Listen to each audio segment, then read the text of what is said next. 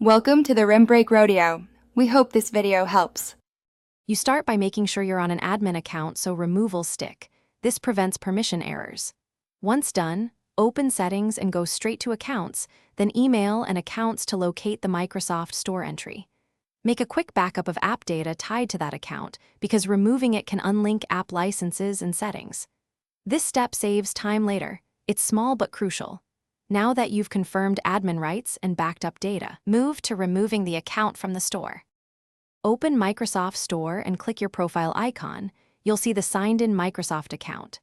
Sign out first to cut the live session. This prevents sync issues. Next, return to Settings, Accounts, Email, and Accounts, and remove the same Microsoft account entry if present, which prevents automatic resign-in.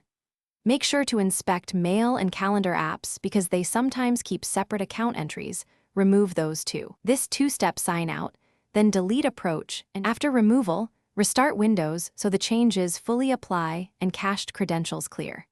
If apps prompt for sign-in after reboot, choose a local account or create a new Microsoft account as needed. This keeps apps usable without the old account. If the store still shows the account or behaves oddly, reset the Microsoft Store app in Settings or run the Windows Store app's troubleshooter to fix registration and cache problems. One key tip: clearing the store cache with WS Reset exe often resolves lingering sign-in artifacts quickly. Thanks for watching. Consider subscribing if we helped you.